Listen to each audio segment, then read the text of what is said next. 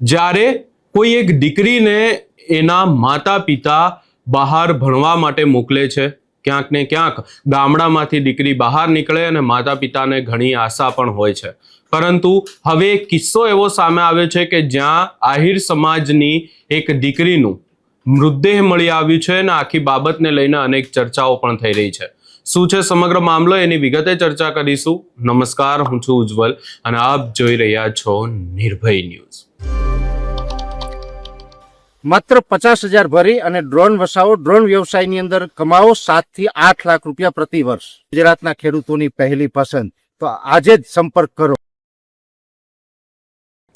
ભાવનગરમાંથી એક દીકરી અભ્યાસ કરવા માટે જસદણ જાય છે અને ત્યારબાદ ક્યાંક ને ક્યાંક અનેક આશાઓ પણ હોય છે, પરંતુ આ તમામ ચર્ચાઓની વચ્ચે કિસ્સો એવો સામે આવ્યો છે કે જ્યાં જો વાત કરવામાં આવે તો ભાવનગર જિલ્લાના મહુવા તાલુકાના મોટા જદરા ગામના રહેવાસી, એક આહિર સમાજના રહેવાસી છે અને તેમણે જસદણમાં જે એક શાળા છે એમની હોસ્ટેલમાં એની દીકરીને ભણવા માટે મોકલી હતી અને ત્યારબાદ ત્યાંથી એક એવો કિસ્સો સામે આવ્યો કે જે અનેક ચર્ચાઓએ વેગ પકડ્યો છે. ખાસ કરી અને આ દીકરીને એક બીમારી થઈ અને બીમારીની જાણ સ્કૂલ દ્વારા, એટલે કે જે હોસ્ટેલ છે એમના દ્વારા ના વાલીને કરવામાં આવી કે ના કોઈને પણ જાણ કરવામાં આવી અને ત્યારબાદ 10 થી 15 દિવસ પછી એ દીકરીનો મૃતદેહ મળી આવે છે. અને હવે આ સમગ્ર બાબતે આહિર સમાજ મેદાને આવ્યો છે. આહિર સમાજે ભાવનગરમાં કલેક્ટર કચેરીએ જે આવેદનપત્ર આપીને શું કહેવામાં આવ્યું છે એ સાંભળી લઈએ. અમારે ત્યાં આજે રમેશભાઈ છે, એમની દીકરી રાજકોટ જવાહર નવોદય ટ્રેનિંગ સેન્ટર જસદણમાં આવેલું છે, ત્યાં અભ્યાસ કરતી હતી. એ ટ્રેનિંગ સેન્ટરની એટલી બેદરકારી, દીકરી 18 તારીખે અછબડા થયા હતા તો પણ આને જાણ કરી નહીં. 24 તારીખે એટલી બધી પરિસ્થિતિ ખરાબ થઈ ગઈ, પછી એવું કીધું કે અમે રાજકોટ લઈ જઈએ છીએ, તમે રાજકોટ જાઓ. રમેશભાઈ એવું કીધું કે સારામાં સારી હોસ્પિટલે લઈ જાઓ, હું આવું છું. પરિસ્થિતિ એ થઈ, હોસ્પિટલ વાળા એવું કીધું કે આ દીકરી હવે ઠંડી પડી ગઈ, અમારા હાથમાં નથી, એટલે સર્ટી ત્યાં સિવિલમાં લઈ જાઓ. હકીકતમાં આ એક પ્રકારનું મર્ડર જ છે. દીકરી પ્રત્યે જે રીતે એને માનવતા દાખવવી જોઈએ એ સંચાલકોએ અને એના જે કઈ વહીવટ કરતા હોય એ તમામને એની ઉપર પગલા લેવામાં આવે એ પ્રકારની અમારી માંગણી છે. એમના ફોટો સાથે છે. દીકરીની સાથે અન્યાય કેવો થયો તમે સાહેબ જુઓ.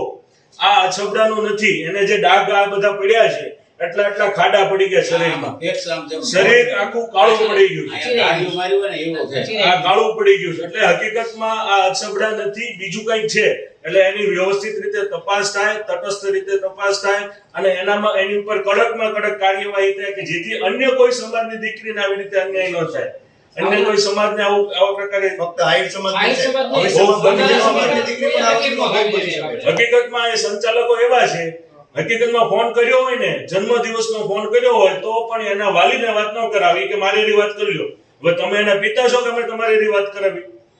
હકીકતમાં વાલી સાથે એને ડાયરેક્ટ કોન્ટેક્ટ કરવા જ નથી દેતા. એટલું બધું શું એ શિક્ષણ આપે છે કે જેનાથી એને વાલી સાથે વાત કરવાનો છે, એને વાલી સાથે 5-6 દિવસથી બંધ છે. પરિસ્થિતિ એટલી ખરાબ હોય તો પણ વાત ન થાય અને છેલ્લે આપણે જે હ્યુમેનિટી માનવતા જે છે કે વાલીને જાણ કરવી જોઈએ. થોડો ઘણો છે.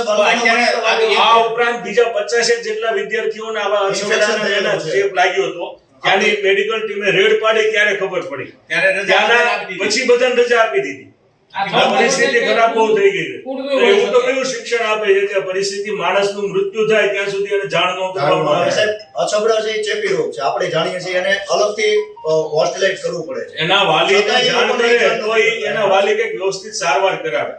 ત્યાં 1200 જેટલા વિદ્યાર્થીઓમાં સારવાર કઈ રીતે સાહેબ મૃત્યુ સુધી તો જાણ નથી કરી. આખું જેમ મારીને લોહી ઉપર આવી ગયો કાળું મેંડ લોહી. ફક્ત આ અછબડાનું નથી, બીજું પણ કંઈક બન્યું છે. એ બનાવ કે ઘટના જે કંઈ બની ને એ છુપાવે છે. અમારે તો આમાં હરકત તપાસ નહીં થાય તો આગળ પર જવું પડશે. ઓકે, આપણા નામથી આપનો પરિચય. મારું નામ મહાવીરભાઈ ડાંગર છે. ભાવનગર શહેર આહિર સમાજ વતી અમે અહીંયા કલેક્ટર કચેરીએ આવેદનપત્ર આપવા માટે આવ્યા છીએ. દીકરી આયુષીની સાથે જે રીતે અત્યાચાર થયો, હોસ્ટેલમાં શું થયું એ કોઈને પણ વાલીને જાણ કરતા નથી. આ સિવાય બીજા 50 જેટલા બાળકો હતા કે જેને અછબડા થયા હતા, ઓરી થયા હતા, પણ એમને જાણ નહોતી. 2 બાળકો તો એવા હતા કે જે આઈસીયુમાં પછી આઈસીયુમાં દાખલ કર્યા હતા. એ વખતે કેવા કડક નિયમો કે વાલીને જાણ ન કરે, ચોક્કસ શિક્ષણ મળવું જોઈએ, પણ એટલો બધો અત્યાચાર બાળક ઉપર થાય. તમે જુઓ કે આ જે ઘાવ પડ્યા છે એ ઘાવ કોઈ ચિકન પોક્સના નથી. મોટા મોટા ઘાવ એવા પડ્યા છે કે શરીર ઉપર એવા ગાબડા પડી ગયા છે કે જેના કારણે કંઈક બીજી કોઈ સજા કરી હોય અથવા તો શોર્ટ સર્કિટ કંઈ થયું હોય એવું આખું શરીર કાળું પડી ગયું. એટલે પૂરેપૂરી એને તપાસ થાય, યોગ્ય ન્યાય મળે, અને આ દીકરીને જે રીતે અન્યાય થયો છે એવો કોઈ પણ સમાજની દીકરીને અન્યાય ન થાય એ પ્રકારની અમારી વિનંતી છે અને માંગ છે. પૂરેપૂરી તપાસ થાય. ટૂંકમાં આમાં કોઈ પણ પ્રકારનું કાચું ન કપાય. આપણા સંવેદનશીલ મુખ્યમંત્રી ભૂપેન્દ્રભાઈ પટેલ અને ગૃહમંત્રી હર્ષભાઈ સંઘવીને પણ અમે આપના માધ્યમ થકી વિનંતી કરીએ છીએ કે આપનો સંપૂર્ણપણે તટસ્થ રીતે તપાસ થાય અને યોગ્ય ન્યાય મળે એ પ્રકારની અમારી માંગ છે. જ્યાં પણ જરૂર પડે ત્યાં અમે સરકારની સાથે જ છીએ, પણ સરકાર આ પ્રકારે અમારી જે દીકરીને અન્યાય થયો છે એવો કોઈ પણ દીકરીને ન થાય એ પ્રકારની અમારી માંગ છે.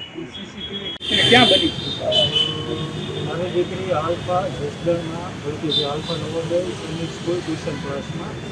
એમને 28/4/2026 ત્યાં મૂકેલો હતો. પછી મેં કે મારા પરિવારને મારી દીકરી સાથે કોઈ વાતચીત થઈ હતી. રાજા 24/6/2026 મને કોલ આવેલો કે દીકરીને પગમાં દુખે છે અને ખાલી ચડી ગઈ, તો અમે રાજકોટ લઈ ગયો. તો મેં એમને પૂછ્યું, તો મેં કીધું બીજી કાંઈ બીમાર હતી? તો અમે કીધું અસરડા છે, તાવ આવતો છે. તો એ કે અસરડાના ભેગા વળી ગયા છે અને તાવમાં પણ સારું થયું, પગ દુખે છે, તમે રાજકોટ લઈ. મેં એમને કીધું તો કોઈ વાંધો નહીં, તો તમે રાજકોટ લઈ જાઓ તો સારી હોસ્પિટલમાં લઈ જાઓ. એટલે હું ભાઈ ત્યાંથી તરફ નીકળી ગયો હતો. એટલે પછી મને 1-1.5 કલાક કંઈ કોલ આવ્યો કે અમે સિનર્જી અને અમૃતા હોસ્પિટલમાં લઈ ગયા હતા, પણ ત્યાંથી અમને એવું કીધું કે દીકરીની બોડી ઠંડી પડી ગઈ છે, તો એમને સારવાર સિવિલ હોસ્પિટલમાં લઈ જાઓ. એટલે સિવિલ હોસ્પિટલમાં એ લોકો લઈ ગયા. ત્યાં મારા મિત્ર પપ્પા એ મારા રિલેટિવ એ લોકોને મોકલી દીધા છે. એ લોકો 4-4:30 ત્યાં પહોંચી ગયા હતા. તો એ લોકોએ મારી દીકરીની ડેડ બોડી જોઈ અને હું 5:30 પહોંચી તો મેં પણ મારી દીકરીને મૂળ હાલતમાં જોયેલ હતી. તમારી માંગ શું થાય? મારી માંગ એ છે કે આમાં સ્પેશિયલ સરકારી વકીલની નિમણૂક થવી જોઈએ અને આ કેસનું જલ્દીમાં જલ્દી નિવારણ કરવું જોઈએ. ફાસ્ટ કોર્ટમાં ચાલવું જોઈએ. અને બીજી વસ્તુ કે આમાં એ લોકો રાજકીય વર્ક બહુ ધરાવે છે અને ફાઇનાન્શિયલી પણ સ્ટ્રોંગ છે. તો મારી રાજકોટમાં એસપી સાહેબ વિજય સાહેબ ગુજરને એટલી નમ્ર અપીલ કરું વિનંતી કરું છું કે આમાં પીએમ સાથે કોઈ છેડછાડ ના કરે, એની તકેદારી સહી રાખે. અને બીજી વસ્તુ આમાં જે બીજા અન્ય આરોપી હોય કે એના સંસ્થાના બીજા કોઈ એની સંસ્થા તરીકે સ્ટાફને કે જે તપાસ કરી જાય અને એમને પણ ગુના હોય તો એમના પણ સજા થઈ જાય. આ સમગ્ર બાબતે હવે આહિર સમાજની માંગ એવી છે કે આમાં નિષ્પક્ષ તપાસ થાય, જે કોઈ પણ વાત હોય, પરંતુ આખી બાબતને લઈને ખુલાસો કરવામાં આવે. જોવાનું રહેશે કે હવે આગામી સમયમાં શું થાય છે. આ સમગ્ર બાબતે તમારો શું અભિપ્રાય છે એ અમને કમેન્ટ કરી જરૂર જણાવશો ને અમારી ચેનલ નિર્ભય ન્યૂઝને લાઇક, શેર, સબસ્ક્રાઇબ કરવાનું ભૂલશો નહીં.